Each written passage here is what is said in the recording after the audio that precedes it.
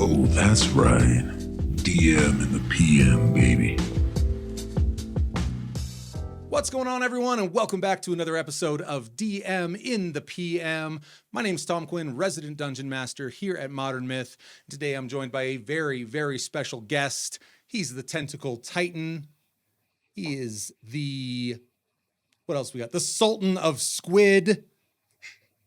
Prolific The Illithic. brain drainer. The Hello. brain drainer, I love it. Prolific Illithic. Thank you so much for sitting down and joining me. How's it going to me? Pleasure. It's fantastic. I've been looking forward to chatting. It's gonna be a good time. Awesome. I have as well. This is going to be kind of a unique chat, and I think we're going to be pretty hands-on. We're going to be getting pretty technical. Just to give everyone at home a quick sense of kind of how we linked up. I think we just kind of happened to you stepped on mine, or I stepped on your toes on Twitter somewhere, and We just happened to be in the right place at the right time, as far as I understand. Yeah, it was great, and I pumped a few ideas over your way, and I want to say within a matter of minutes, stat blocks were flying back in my inbox, and I was going like, "Who is this kid? Like, this is unbelievable!" And looking him over, I love. I mean, you've posted all sorts of content for general consumption on Twitter. The creatures that you've been repping out have been awesome, and I immediately went, we gotta talk about homebrewing monsters, homebrewing creatures. So yeah, let's get into that a little bit. For starters, the rate at which you were delivering on these was blowing my mind a little bit, and it wasn't until we started actually chatting about it that you clued me in on a pretty sweet tool with regard to creating these creatures. You want to take us through that a little bit?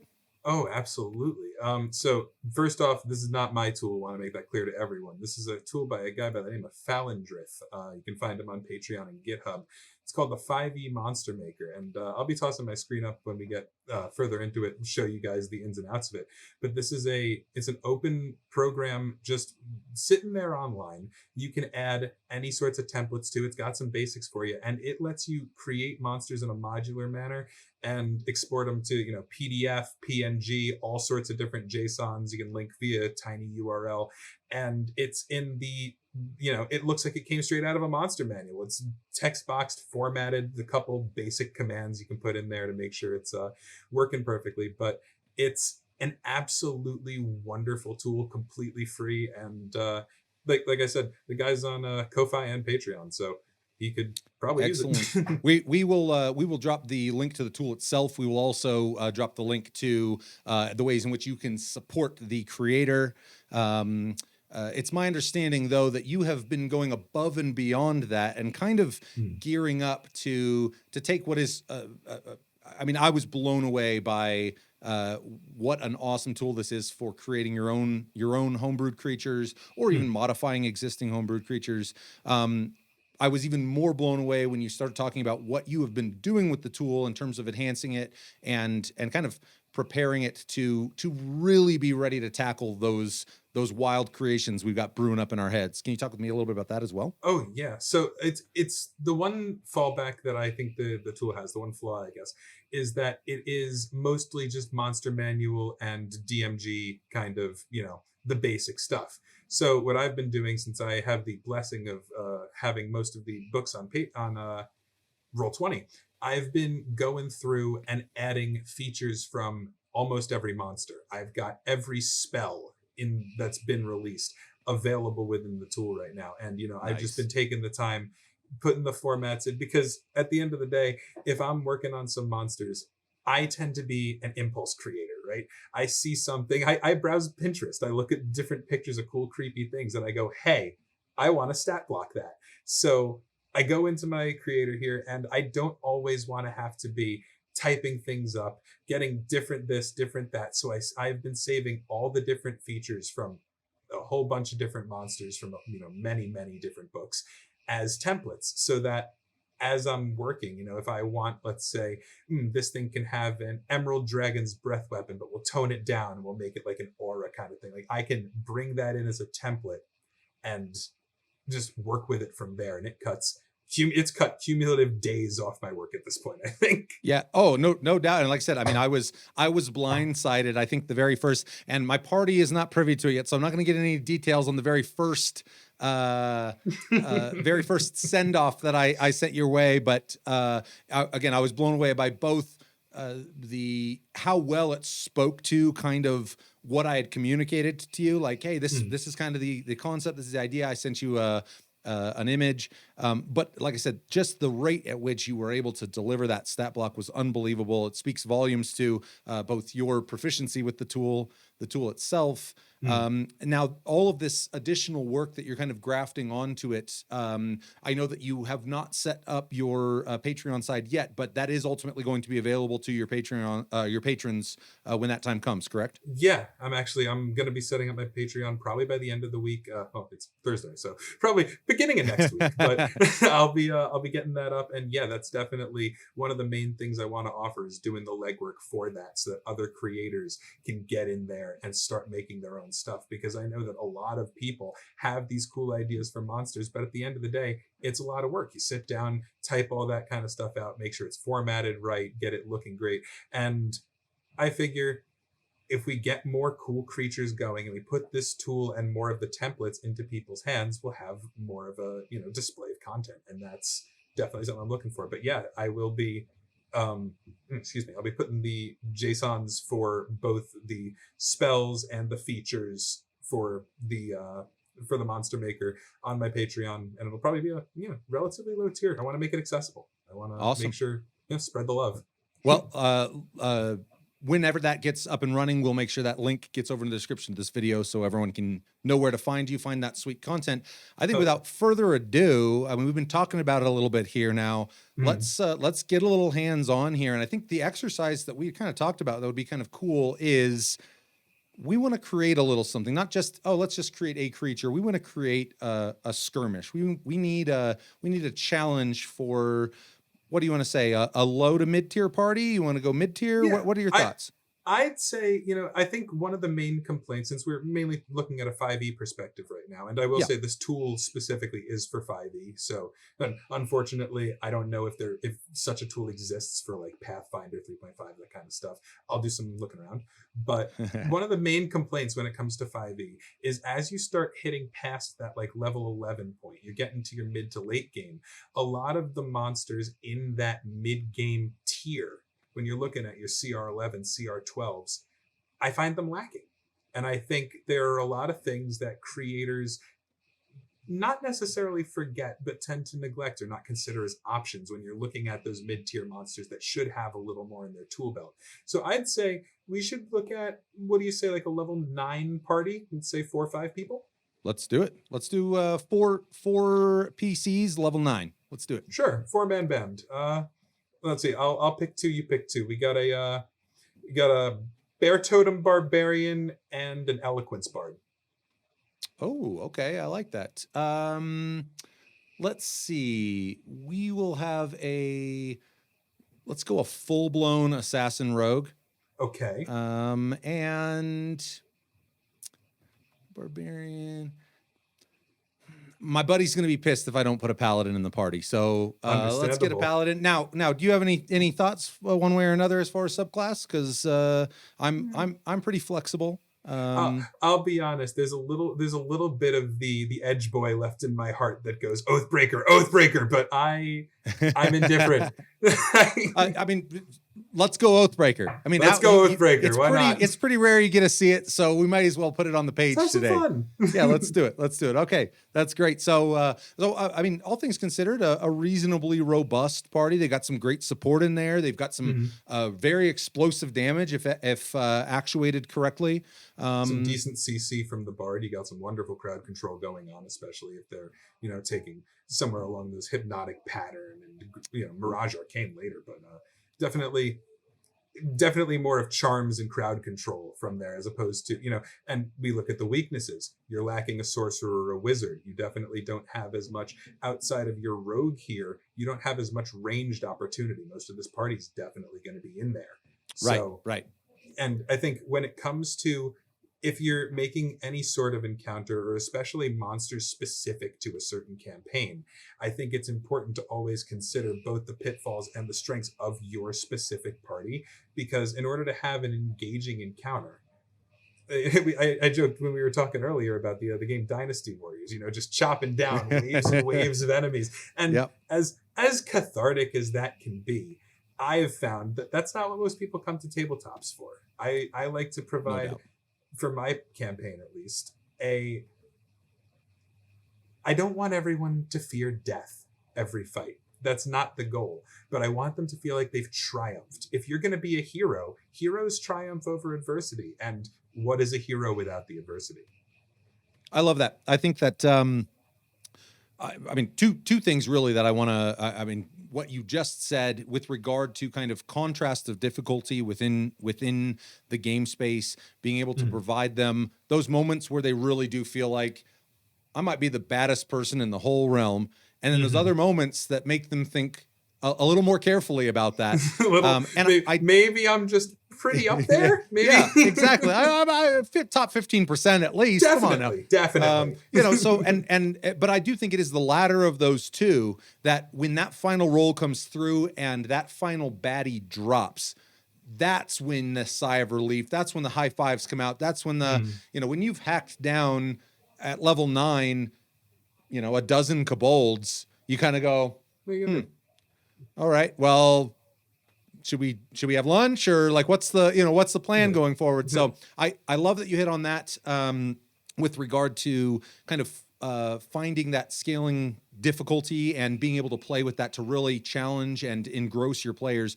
Before that, when you had made mention about acknowledging your specific party, and I really do think that should not be glazed over, because it's going to be very difficult to deliver that challenge and play with that scale if you don't thoroughly understand and I would even say both the characters and the players. You might have players who are far less tactical with the way that they're running their character. And you need to take in consideration that maybe their damage per turn is somewhere like here, but because they like to experiment and play around and, they generally deliver damage somewhere in here. So that really comes down to a DM to DM and party to party circumstance. I love that you touched on both of those. I think those are super important. I think one of the big things when it comes to understanding your party, and just like you said there, is not just understanding the characters, but understanding how they play them. Like, for example, the absolutely lovely person who plays the swords bard in my campaign. Now, normally you see a swords bard. What are you expecting? Holy weapon. You're expecting him running in there, chopping things to shreds, flourishing all over the place. But I know that my buddy is going to drop that hypnotic pattern turn 1, like he's an eloquence bard. I know that he's going to be popping in the back, trying to maintain his position with the rest of my party to keep counter charm up around them, because, well, you might not have guessed this by my name, but there's a lot of mind flayers in my campaign.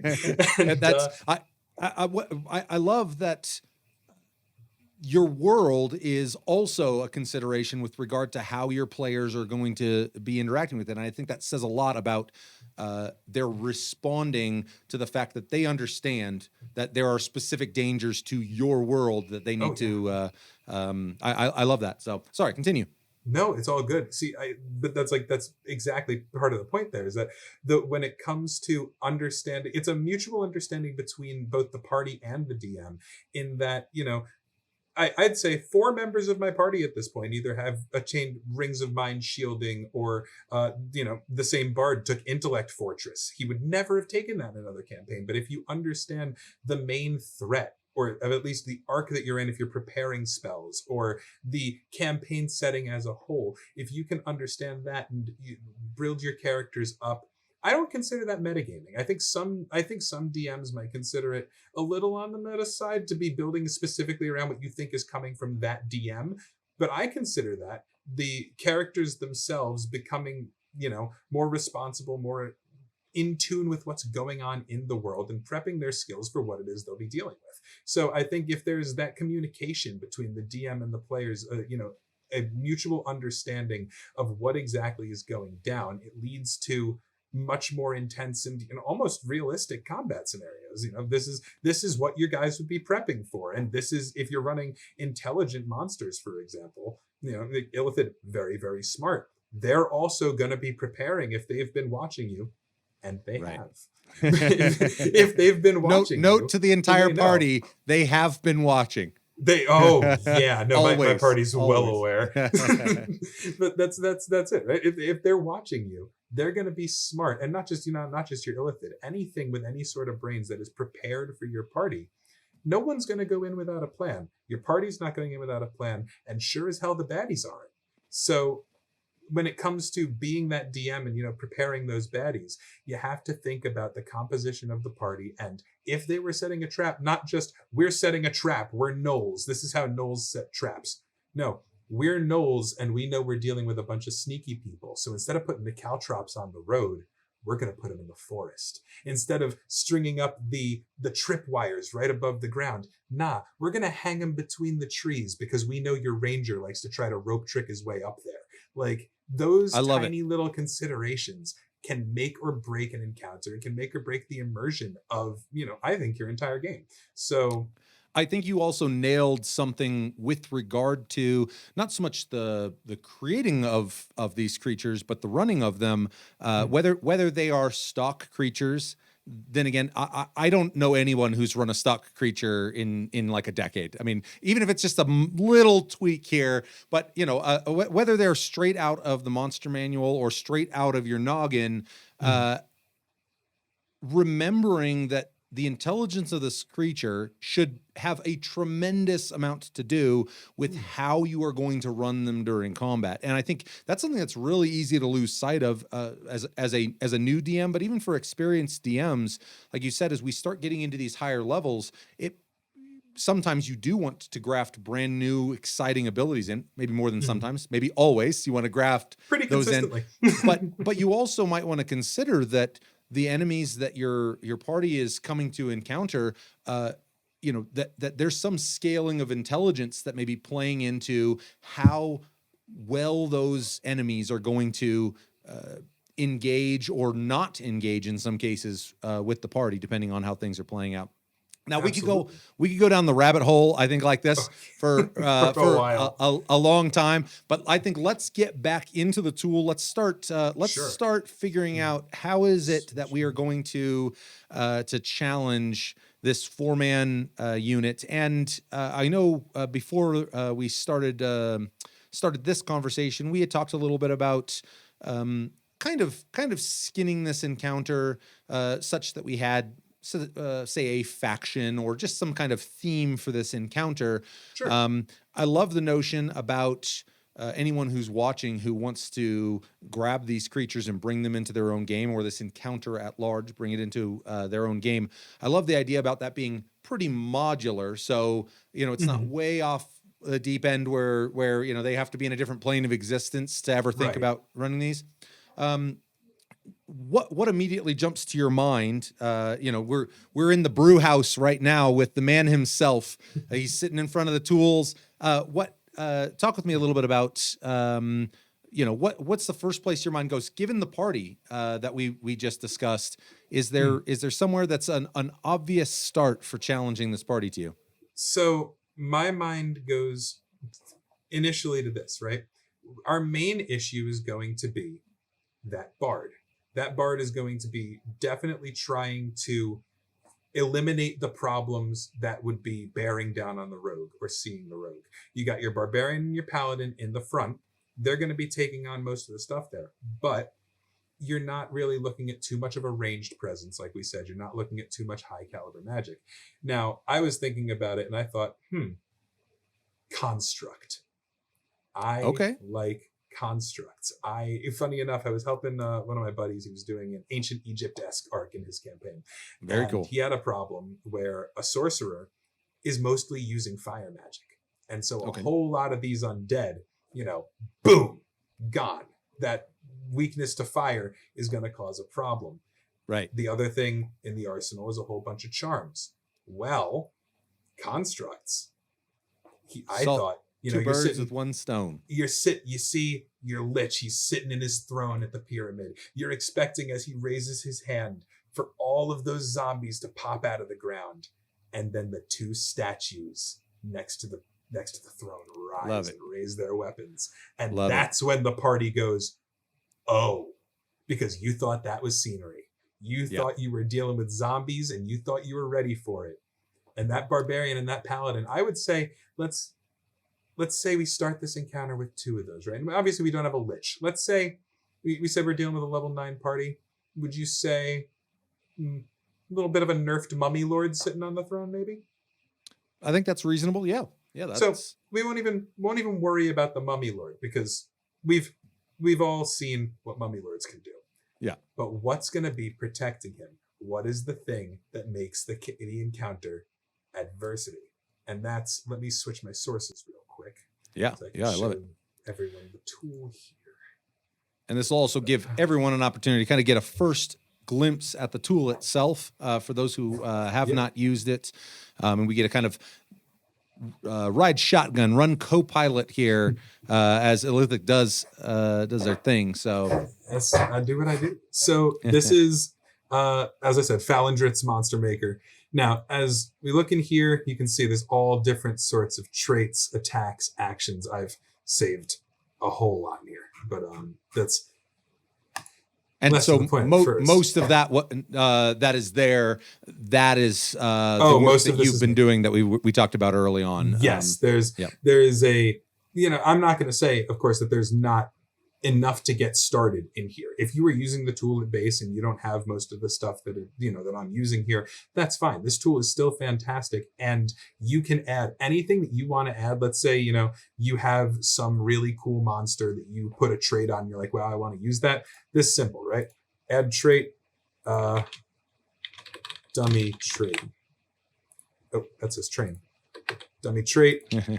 This trait is a sample. And then you just save.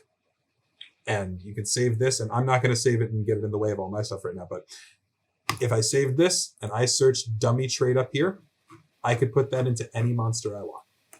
And awesome. That easy to start generating your own reusable, templatable additions to your homebrew creatures. All right. What's also really cool about this tool, you got a CR calculator at the bottom. Now, I will say, keep an eye on it if you're using this tool, because it does calculate the hit dice a bit weird. So make sure, however it is you're doing it, once you're done making your monster, scroll back up and look at those hit dice. Look at those, look at that AC, and make sure it's what you want it to be. Because obviously, if you're making these not like for me, I always have to consider, I intend to make these as a content creation, a modular kind of situation where I want anyone to be able to use these. But I assume for most DMs who aren't looking into, content creation for sharing sake, you're looking for something to make for your party. So you can use any of these buttons that will link most things to what you've already got going on.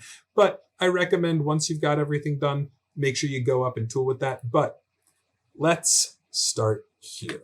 So let's do it. If we're looking for some guardians, right? We want some big old statues that are going to be guarding this mummy. Now we have to first think about what's the rest of our encounter here. We've got undead. We want what we're building here to be a foil to whatever is already going on.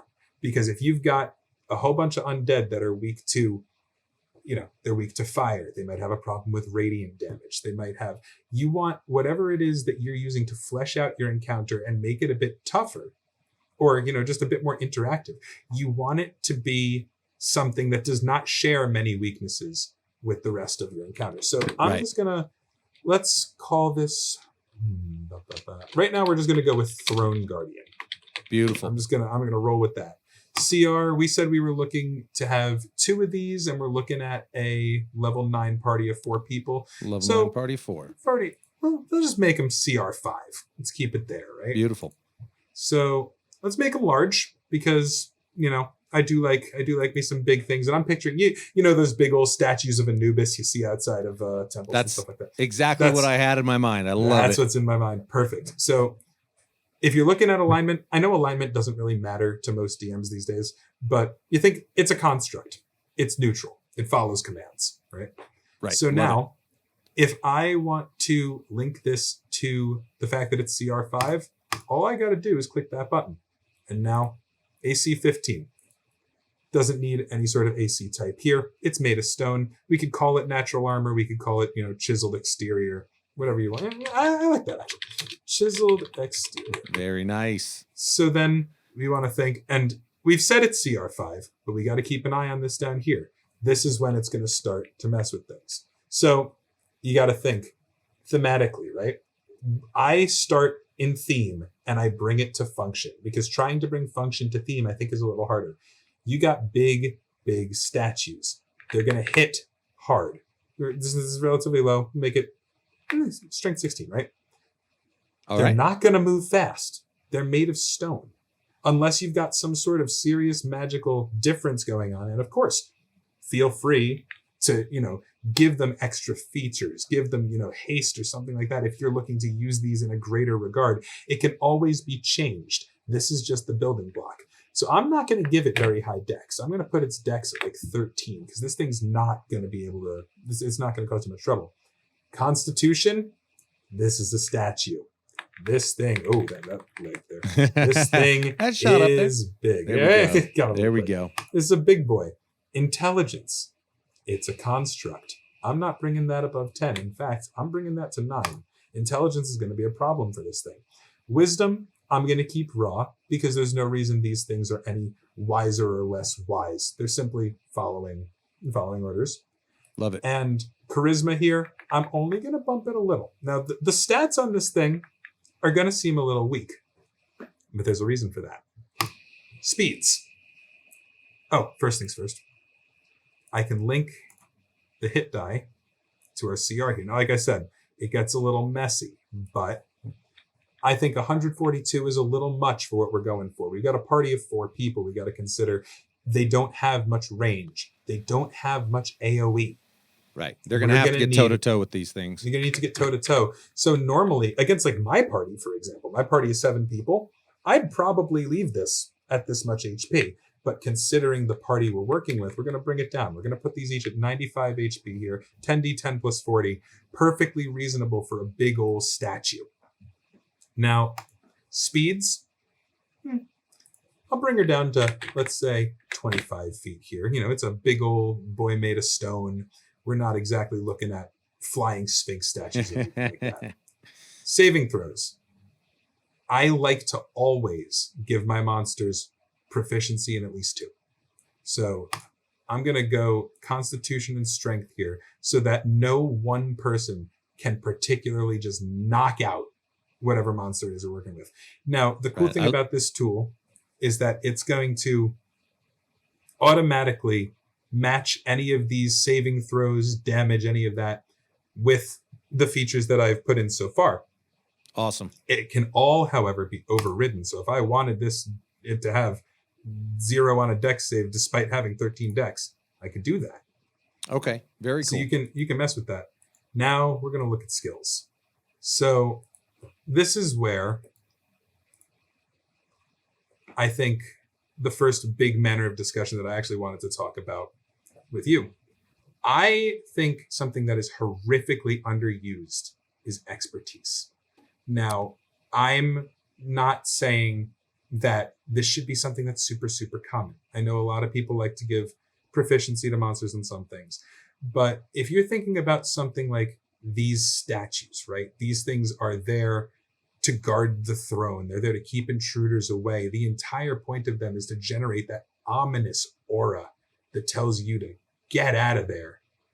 Well, Love it. I would have no problem giving them expertise in intimidation if these things wanted to really bear down on you.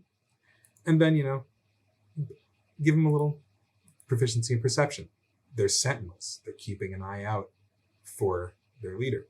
Now, I'm not going to give them anything else here, though. I want to touch one thing real quick because I love. Sure. I mean, I love the fact that you're kind of taking us through your workflow and how again how plugged in that workflow is to the lore of this encounter, to the lore of this space, to the purpose of this creature existing here. And I think that there's a lot of times where DMs may be inclined to create these monsters in a vacuum. And then when you drop them into an encounter, they begin to lose sight of what their purpose was in being there in the first place. So I love how tethered this workflow is to the lore and the circumstances that are there. I will also say that I am guilty as charged. I do not know that I have ever expertised any of my monsters, but I love the notion of I think by being cognizant of that really brings you in as a DM to think about the ways in which these creatures, again, would be utilizing their skills to deal with intruders or to deal with the circumstances around them, not just their powers, their abilities, their attacks. It's more than just a stat block. It's more than just a matter of, okay, this is what I need this thing to be able to do in combat. If we were running something like, let's say, a Fire Emblem or a different kind of tactics game, then yeah, sometimes that's all you really need to consider. But when it comes to tabletops and D&D specifically, if you want that immersion, if you want them to really feel fully inside that mental space of this is what this guy is doing, this is what's going on in this fight, and this is what you're up against, I feel like the stat block itself needs to be cohesive to the vibe you're trying to catch. Yeah, I love that, and I think important. Thus far, you've been nailing that right on the head as we're working through this workflow. So I didn't mean to slow you down there. I want you to keep rolling, but I love it. So we got our skills. I'm going to keep him just expertise and intimidation. Give him proficiency and insight or perception. And actually, now that I think about it, I'm going to give him proficiency and insight too, so that they can see whether the people coming up to the throne are these thralls? Are these threats? Is this someone coming to conquer? Do I even need to stand? So It would make sense for them to be proficient in insight. I don't think expertise, because they are not staring you down. They are not, oracles. They're not here to understand everything about you, but they need enough to understand whether or not to activate.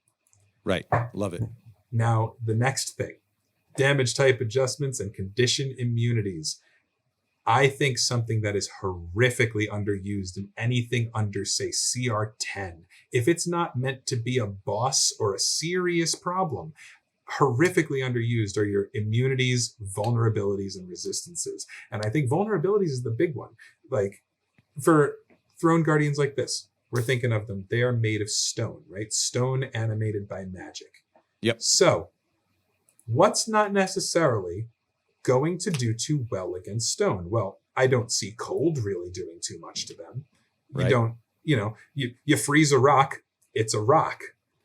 I don't see necrotic doing all too much to them. These are being animated by a mummy or a lich or something that's undead sitting on that throne. So I'm going to say it's not undead, so it's not immune to it. Right.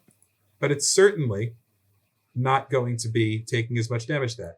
Now, immunities. What makes sense that it will do absolutely nothing to this thing? Well, its int is really low because it does not have a mind of its own. It doesn't have a mind. You can't attack it. This thing is immune to psychic damage. There is no way you're going to be able to do anything to this. But it's made of rock. You can dissolve rocks. It's vulnerable to acid. You can break rocks. It's vulnerable to force. Now, normally, this is the point in which I'd remind people, hey, if you're in a higher level situation, make sure that they've got their resistance to non-magical piercing, slashing, bludgeoning, the big three. Right. This is CR5. I don't know. What do you think? Yeah. Are we making them resistant to it? Well, I immediately and already have a thought of something that I might interject a little bit later here. So for now, I think I'm really comfortable with what you've got there. But with on the intimidation expertise, I had a little bit of a thought of something we might be able to do with that high intimidation. But we'll get to that a little bit in a little bit. But no, I think for CR5, this feels very comfortable right here and imposing in the way that we want it to. Absolutely. And now here is where we come to messing with our party a bit, right? So first things first, the basics. You're not going to be able to put a construct to sleep. Doesn't need that. You're probably not going to be able to poison it. It's a construct. And in fact, let's give that immunity to poison damage too, because you can't poison it. It doesn't have blood. But our big problem is that bard. Our big problem is that paladin possibly commanding this guy to do something else. So what are we going to do? He's immune to charms. So if your bard throws up that hypnotic pattern, all the zombies staring up at the sky, they've still got a threat. Your encounter has not been shut down. And I see so much on Twitter, and forgive a tiny tirade here.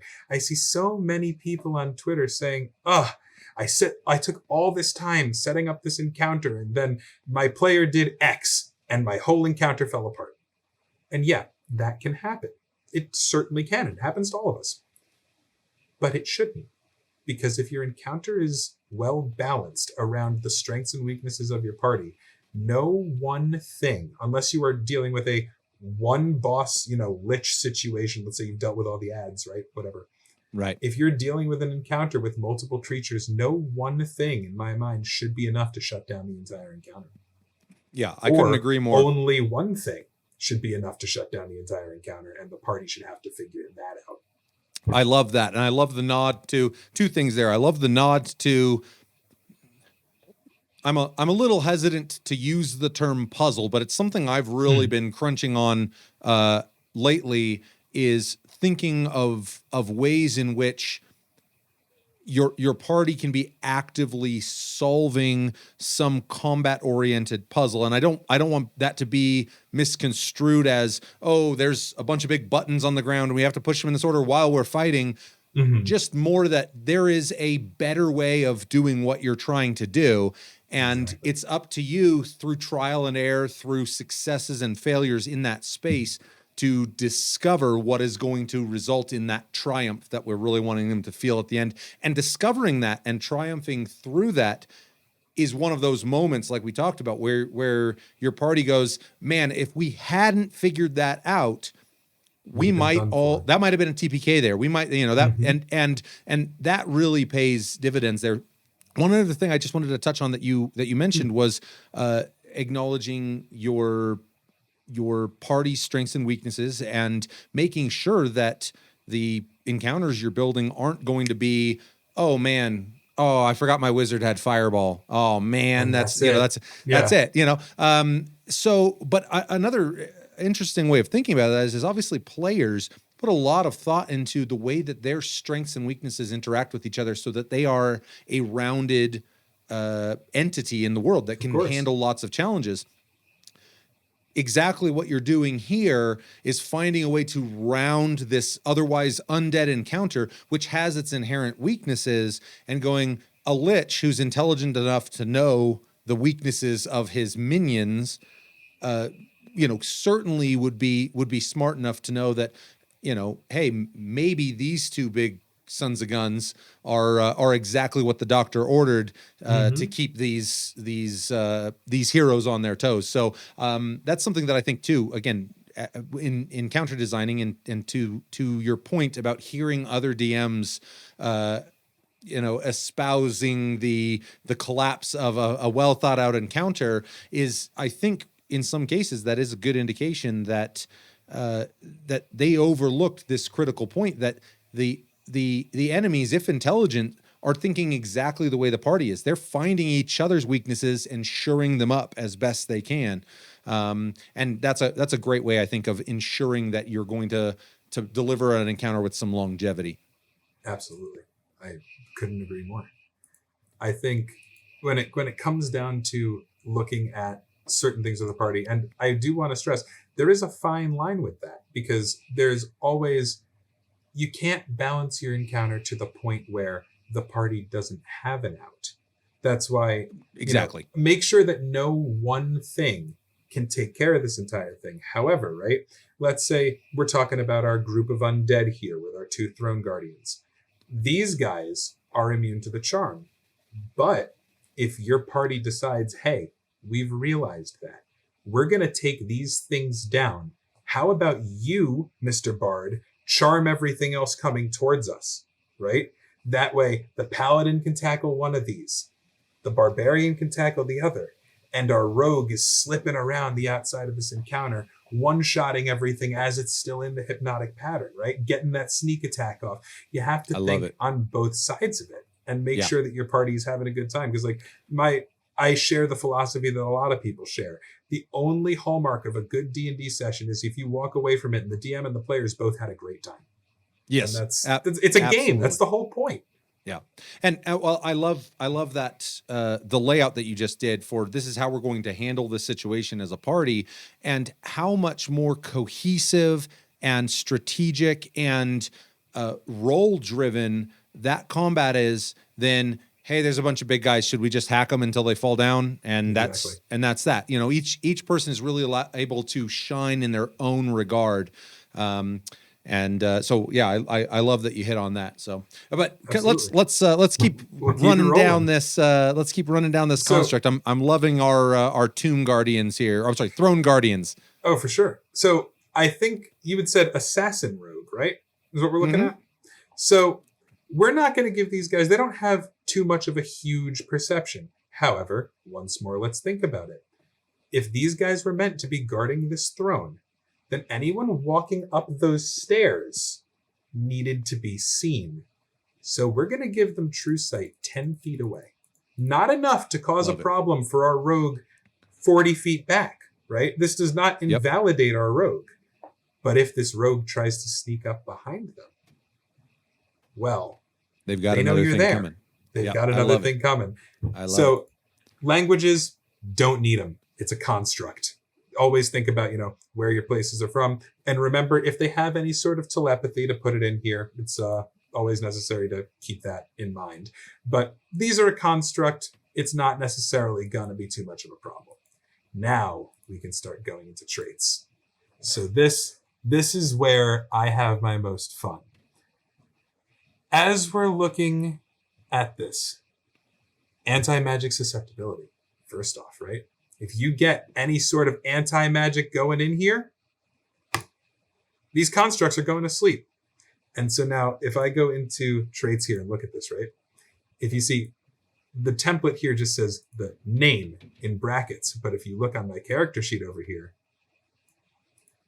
love it. It's already got the Throne Guardian's name. Is that leveraging the JSON that you have through your, okay, perfect. That's, I mean, what a cool, robust way of just being able to drag and drop, and it's right there. That's awesome. I think there's going to be a lot of people who are seeing this who are going, Illithic, take my money and give me this, please. The DMs are saying that, and the players are going, no. No.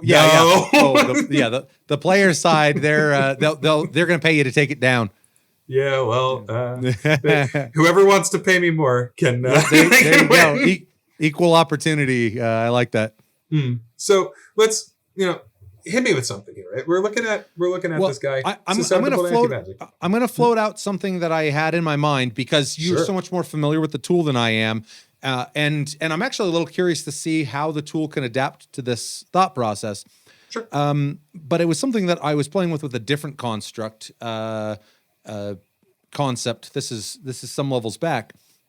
Is so we know that these things are very intimidating, and hopefully these things have also caught the party by surprise. The party was fully prepared to deal with ghouls or zombies or who knows what, as far as any sort of undead.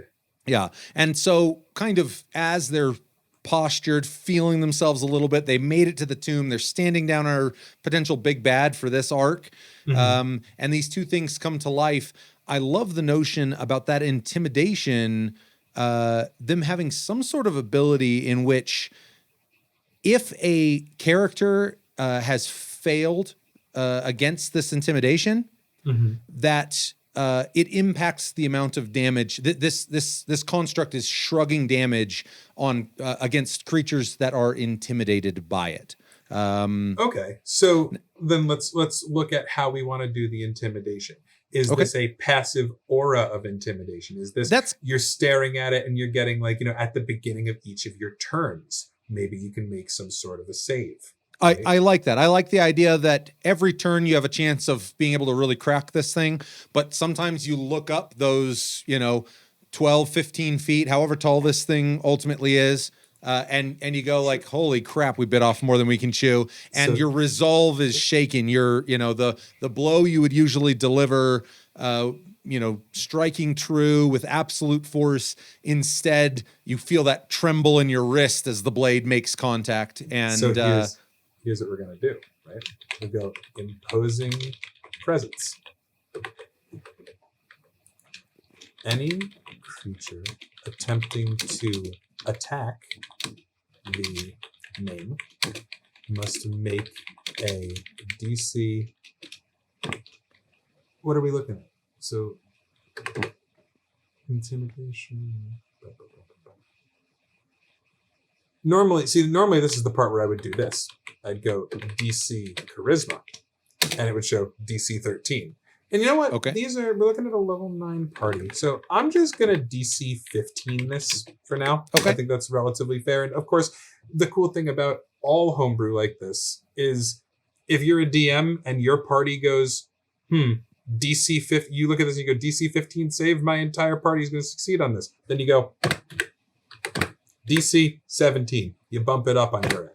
Right, It's love it. all modular. So let's make a DC 15 wisdom saving throw. On a failure, any damage done by a successful attack targeting the name is halved. So Love it. every time they try to attack, it's not just even every turn, you're making that save, and it's not going to make you miss. It's not going to make you, you don't have to re-succeed on the save, or it cancels your attack, or it takes away your agency, but it brings you down a little. Yeah, and that is something that I really love. Is I love these.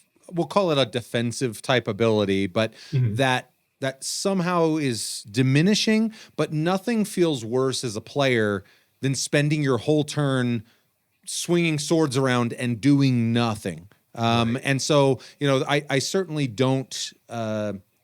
So I really like your notion of having that and just bringing that down a little bit and just making it all the more intimidating to go toe to toe with this thing. Again, and we don't necessarily need to inject it here, but I might even go so far as when I'm thinking about this in my own game, make that exclusively for melee. It's a lot less intimidating when you're slinging arrows at this thing from range, but having to walk up to this thing as it raises a giant fist or whatever it is that it's going to pummel you with, that's neither here nor there. But I love how easy this was to inject into our homebrew. So Yeah, and the cool thing is, I really like that feature, so I'm going to press this button right here. And now if I want this for any of my other monsters, I'll just pop up here and I'll type imposing presence, and there it is. And I can just toss I love on it. anyone That else's is unreal. It's so good. It's like I so said, cool. I mean, I hope I'm not the only person who hasn't found this tool already, because I mean, there better be some minds that are just blowing up right now seeing it. I sure hope so. How awesome. And again, how easy it is to churn out something really compelling in a really short period of time here. And I mean, look at this on the side. Like, that already looks so cool. This is like, it's forming as we're working on it without us having to spend all the time formatting or going onto different websites, translating this to this or bringing it over from Roll20. Like, it all works out. And I'm just going to put this down here. These are all the different ways you can save this. So like, if you want to get it into your home brewery stuff, you can put it on Markdown and get it up there. Terrasca.io. Awesome. This one, the 5e that's how you can get monsters around to this, right? So like, if I wanted to send this to you and you wanted to edit it for your campaign, I'll just export this JSON, send it over to you, you import it into this, and you can edit this with all of my traits right on it. It's an fantastic. awesome I hadn't even considered the collaborative implications of the tool. That is really cool for anyone who's out there who's, I've been talking with some people recently about co-DMing campaigns, which is an interesting concept in itself. What a cool way of being able to share assets and allow them to make little tweaks and kind of do things that they each see as being a necessary tweak to those creatures. So here's another one, right? This is normally called Brave. Advantage on saving throws against being frightened. But we're just going to call it Steadfast, because this thing isn't brave, but it is immovable. It is protecting its lord. I'm realizing now that my face is in the way of this a bit, so we're just going to... No. Well, I'll show the sheet. I think that's as good a place for it as any. So I think for now. Yeah, I mean, people can see the basics of what's going on. So we're looking at a CR5 creature here. Is there anything else you would suggest adding to this that you think it could use before we start moving into actions and any sort of anything like that? I mean, nothing jumps out. Like I said, I just know as you were describing this construct, the first thing that jumped to mind is resilience, something that has more staying power than the party could possibly hope it would ever have. And no, beyond that, I'd like to get a sense now of when this thing's initiative comes around, how is it spending that time? Perfect. So we'll look at attacks first, right? So I think in my mind, I'm seeing Anubis with the scepter, right? So I'm picturing, bam, we're slamming down with one of those. And in my mind, I'm picturing him attacking. He's got it down and then a side swipe. So love it. We're going to give it 2 attacks. We're going to give it 2 slam attacks, but with a twist. Okay. We give it the slam. And now we go into our attacks here. Now, 2d8 bludgeoning, plus strength, pretty basic. This thing is animated, of course, by some sort of undead. So to keep it thematic with the encounter, we're going to add 1d6 necrotic damage to it. I'm going to give this thing the multi-attack feature. So we'll give it multi-attack. Right now, we'll just make it 2 slams. And if a creature is hit by 2 slam attacks on the same turn, it must make a DC. We're gonna use its strength for this. So we'll do DC strength. So this is good for if you're making something that's a template, right? Love that. That way, any monster you import this into is going to have the DC straight on the page here. So beautiful. Yeah. So you can one click this in and it will adopt all of those attributes. Yes. So actually, beautiful. So it must make a DC strength Constitution saving throw. On a failure, the creature takes. See, normally this is where. Yeah, the creature takes an additional. Now I can do this. 1d4 plus. Look, we have strength, so 1d4 plus 3, and that'll show the little 5 at the beginning there. 1d4 plus 3 bludgeoning damage,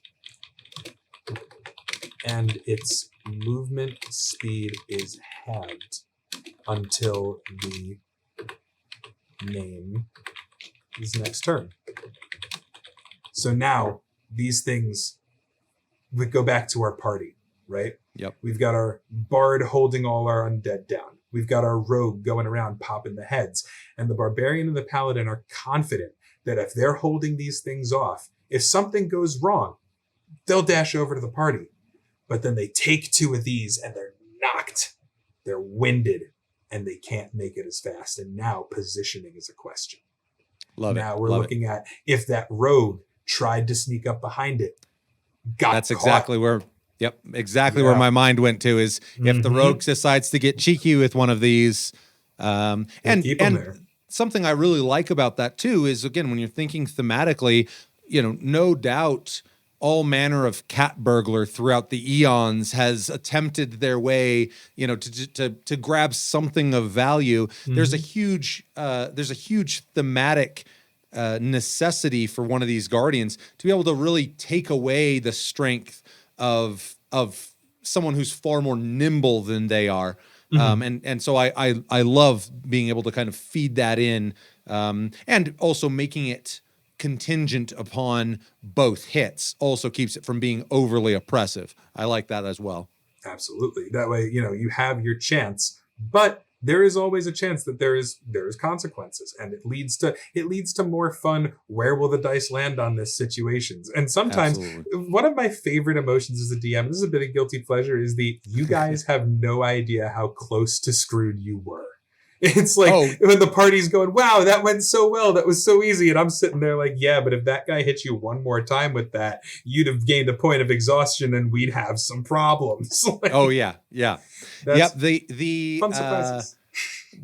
I guess the ignorance is bliss of being a PC as opposed to being a DM. So 100%. Now, we've got some decent attacks here. I'm not going to give them too much on the attack spectrum because these guys are mainly just the bulk. However, that's the thing. They're the bulk.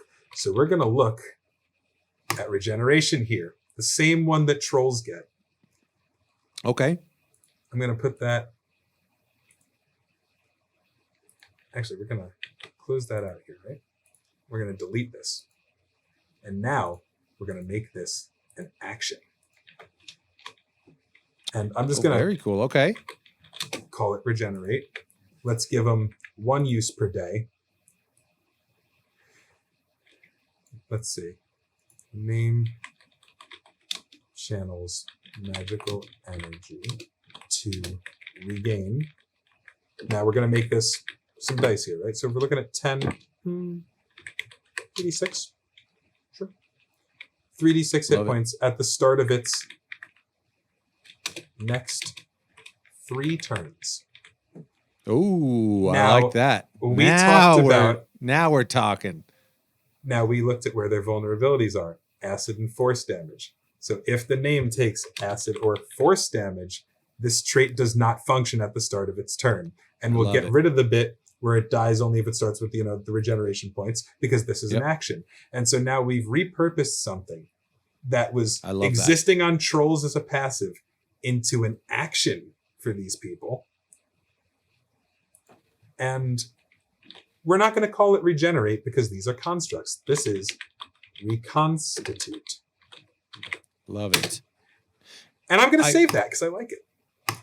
What I love so much about just kind of, again, sitting shotgun as you're working through this and kind of giving everyone at home a taste of how fluid this process is one, we've already seen you kind of conceptualize some new tools in your tool belt that you've added now to your list. But we've been able to see kind of so many different ways of engaging with this application. I mean, we've now seen you utilize kind of stock footage abilities and grafting them in new ways, creating brand new ones, creating just or utilizing standard attacks like the slam, but then tweaking them and twisting them in new ways. And again, all just with a matter of clicks. I really think that, like I said, I've even been able to sit down with the tool, and as we're working through this, it immediately is like, when we are done with this conversation, I'm gonna go create some monsters. Like I'm excited to see that's what's going on. So, and one thing that I'm realizing looking at this that I screwed up, it's a large construct. This slam does not have a 5-foot reach. It's got a 10-foot reach. There we go. The same as its 10-foot true sight. So that if you have the 2 statues, they're standing 20 feet apart. You know how you see it in every movie. The characters approach and the sentinels at the gate, shink, they got their lances together. As they approach the throne, bam, that's how you reveal them. Yeah, I love it. That's the first thing they do is cross their weapons. That's way, great. It can make sense there. So now from there, normally this is where I'd go into other actions. We already have our multi-attack. There's no need for legendary actions on this. Now, I do tend to have some fun with something, and other DMs don't paint me a criminal for this yet. I give my low CR monsters legendary resistances sometimes. I'll only give them 1. I'll give them 1 a day, and I'll choose whether or not to use them, because if my party is doing really, really well against these things, yeah, I'll pop a legendary resistance, and you want to really strike some fear into your party. That's a fun thing to do, because then they don't know how many this thing has. Right. And I love, again, I mean, in the spirit of catching your party on their heels, you know, we're talking about a level 9 party. You guys have been sitting at the table for some time now, you know, so I love the idea of being able to inject something that, especially kind of the power gamers at your table, the ones who know the monster manual cover to cover, where they're going, there's simply no way, you know, without absolutely throwing the book into the fireplace, there's no way that this thing has a legendary resistance. And in some cases, being that aggressive with kind of your, if we want to call it breaking of the rules, I am fully in your camp. I don't think there's a line that you can draw hard and fast that says at no point should you do this. I mean, there's always an opportunity to do XYZ. You just need to be able to read your party, read the situation, and really, you know, kind of know what's going. In some regards, it's the rule of cool, but on the DM side. Whereas the players have their opportunities where you're going to adjudicate a little more loosely than you might otherwise, because it's so damn cool what they're pulling off. And we get to do that from behind the screen. Yeah, I'm very big on that. I will second it wholeheartedly. For those of you watching right now, I would love to hear your comments. You know, are you going to torch Illithic, or is he the man? Should we be doing a lot more of that with our creatures? I've got the first comment in there, and I'm giving you the thumbs up, brother. I appreciate it. And you know, like, the cool thing about a lot of this, right, is the rule of cool works the same way. Is that if I have this legendary resistance on this thing, and my party is struggling, and I didn't want this encounter to be as hard as it is, the great thing for us as DMs is I just won't use it. Yeah. You know, like sometimes this thing doesn't need it, but having it in the tool belt and having it on the sheet as something you can do. Another kind of DM rule that I break, as you saw with the redacted monster that I've sent you, I break the big monster sheet law. I do. It's awful, but I love having my nice long sheets, because if everything is explained, there's no room for confusion. You know exactly what it does. You know exactly what it can't. And the more things that you've got relatively ready is another thing you don't have to improvise an answer to when your player asks. So yes, it is a little more work on the DM's part. You have a lot more features on the sheet. However, it will speed up play. Because I've had situations, you know, before I started really getting into homebrew, where I'd have certain monsters that I tweaked a little bit, and my players would ask, hey, does XYZ work? And I'm going, I didn't account for that. Well, if you account for that in advance, your sheet's going to be a little big, but it's accounted for. And what matters in the end, the players aren't going to be seeing that sheet. And your job is to immerse and to have the players have a good time and be able to experience it as fluidly as possible, and to not break that immersion, have it all accounted for. It's great. Yeah, absolutely. And I love, especially for DMs who, you know, maybe are finding that they're struggling a little bit with their combat encounters. I think it's terrific advice is add more than you know you'll use. You know, have it at your disposal and think of that as a toolbox for you to play with in real time for balancing your encounters. Exactly like you said with legendaries. I think that's trying to go, oh man, they're crushing all these monsters. What can I do to make this more interesting? And now you're having to you know, pull it off the top of your head. You know, you just let that one go and go, okay, the next one's going to be the one. But you're not forced to choose if you've got so many tools at your disposal. And as you said, there's nothing as DMs that requires us to empty every single cartridge that we've got in the magazine. You know, when we're dealing with our parties, we can kind of utilize that to scale in real time. And I love that. And something that makes that even more fun, right? You've got these Tomb Guardians. And as we were talking earlier, these guys aren't fully dealing with a lich. They're dealing with a mummy, right? So you've got these statues. And let's say the first time they don't need to use the legendary resistances. Then you go deeper into the tomb. It's later in the campaign. Our party is now level 14, level 15, and they see 4 of these statues next to the Lich's tomb, and they go, okay, we know what we can do with these things. I cast Fireball, and I go, it seems as though they don't get out of the way, and yet the flames lick near uselessly upon the feet of these statues. Love it. As they all succeed. And then the party goes, wait, but we know their dex is low. Those power gamers, right? They're trying to figure out their next move. They go, we know this thing's dex is low. We know that this would have worked last time. Well, you didn't know that because there was another thing in the arsenal, and it can make the same monster feel fresh without you having to buff it. And, exactly. Sure, you might think, well, why wouldn't I just buff it? Once again, for immersion. Because if you're seeing the same thing and you don't want to state, hey, these things have been buffed up, these statues look a little more intense, a little more well-made than the statues you've seen in the past. No, you can just throw the same things and just have people not be prepared because they won't always use everything. The same thing with, like, you were talking earlier about kobolds, and I was saying gnolls. Never show, if you're running a kobold warren, never show all the traps. Never show everything. Right. Because if you want your next warren of kobolds or tribe of gnolls to have any sort of gotcha up their sleeve without having to have a plot-specific reason that they were able to do that, then your players will realize, oh, yeah, you're buffing the monsters because it's later in the game. And that's kind of, I'm not saying don't do that. Hell, there's been times in my campaign where I've had a monster that was going down too quick that didn't have a legendary resistance on the sheet, and I just went, it burns a legendary resistance. I'm also in the camp of there's no shame in improving as a DM, but I won't do it to screw my characters. I will do it if my monsters are losing and I want them to stick it out a little longer, sweat a little, but I will never do it to cheat a player to death. And that is one thing that I want to make sure I'm on the record saying that's bad manners. If you're giving these things random legendary actions and random legendary resistances and the players are already losing, come on, guys. Don't do that.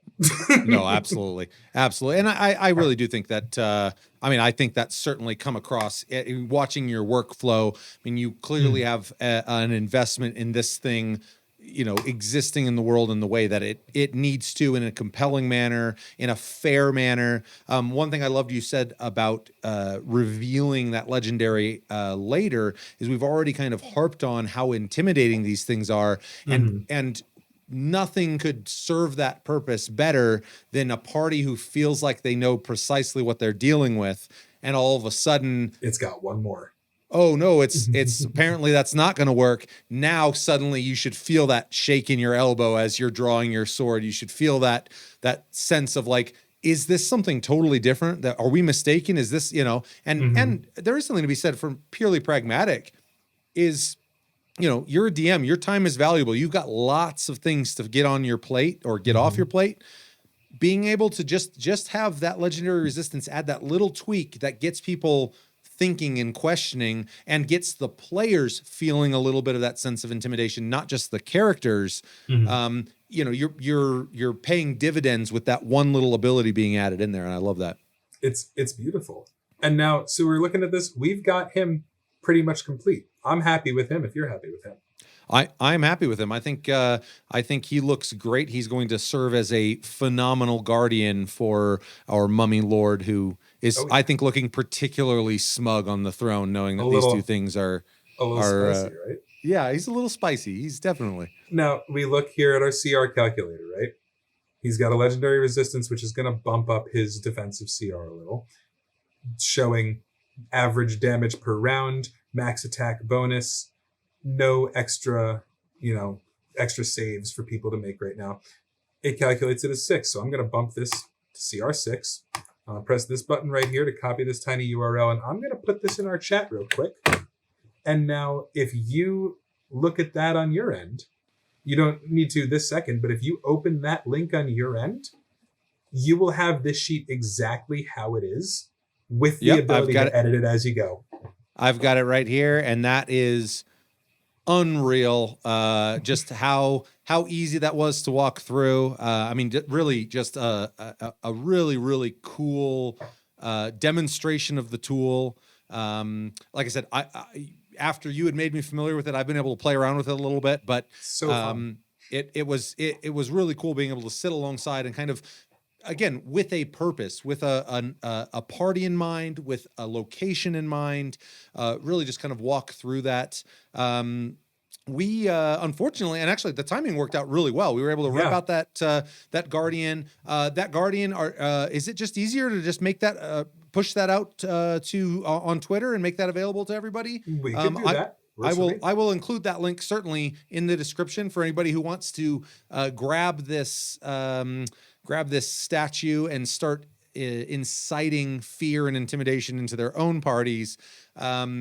But as we're kind of getting to the end of this thing, Illithic, I like I said, I always like to give everyone an opportunity to talk about what it is they're hyped about right now, what it is they're working on, kind of what's on your horizon, so everyone can know. And we'll make sure and get all the links and everything so that people know where to find it. So go ahead and run with that for a little bit. Give me an idea of.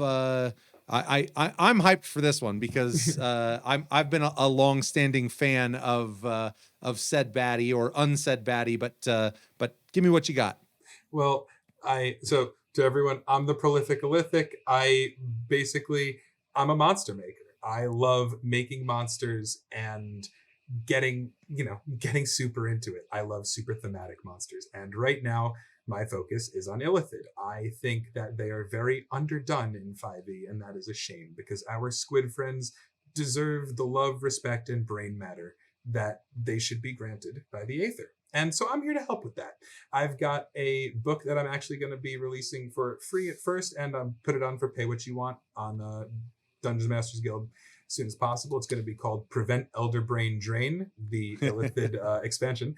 And I've so far got 25 really cool Illithid and aberrations ready to go for that, as well as some tips for designing your own Illithid hive and things to think of when running the encounters.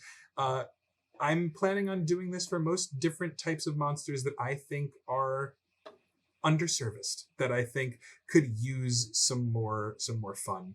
And I think one of the ones I plan on doing next, I've been working on some stuff for the Shadowfell. I think there's some real creepy boys that got to come out of there because it's not all Shadarkai, and we gotta have that ready. So yeah, I drop some random homebrew as well on my Twitter if you guys feel like shooting a follow. I drop them all in PNG format, so if you want to just save that image, use it in your games, you're always more than welcome. And people are welcome to ask it. I'll make custom monsters because I enjoy doing that. It's fun. My whole goal at the end of the day is to help players and DMs have more fun because players love feeling powerful and DMs hate feeling powerless. So what an end line. What an end line. I love that. I love it. I love it. No, that is awesome. Everyone at home, be looking out for Prolific Illithic on Twitter. We will have links to there. Jump over, hit them with a follow because come on, you just saw the whole deal in action. It's unbelievable. I can say that if you were watching, coming up on 2 weeks for the Rikers Rovers campaign launch. There are a couple of baddies that are spinning off the top of your head that are going to be finding their way in to my own campaign. So I will definitely be you'll be hearing more about Illithic as that unfolds. But I'm so excited to see that one monster, by the way. Like, I'm keeping my mouth shut, but I want to I hugely appreciate that, and I think it will be sooner rather than later. We're I will definitely that. Like I said, I will make sure that you get the proper recognition for your contribution. I loved it when you sent it over. Beyond that, any final thoughts, Illithic, before we sign it off here? Hey, I thoroughly enjoyed this. If you ever want to talk about anything else, I'd love to be around. This was really fun. Yeah, I'll definitely be catching you on Twitter, and I have no doubt that as both of us keep playing out in the D&D and social media sphere, this will not be the last time we're crossing paths in this capacity. I'm sure we can have all sorts of fun. So other than that, guys, when the book launches, you know that you're going to be hearing about it here on Modern Myth. And when it does, get over there. And he says, "Pay what you want," which means pay the man. Let's get him some. Let's get that rent covered for some sweet Illithid content. The easier it is to pay my bills, the more I can pump it out. And if I can do this full time, well, I will. There you go. It's a symbiotic relationship. Final question for you, since you are the Sure. Illithid man. Absolutely.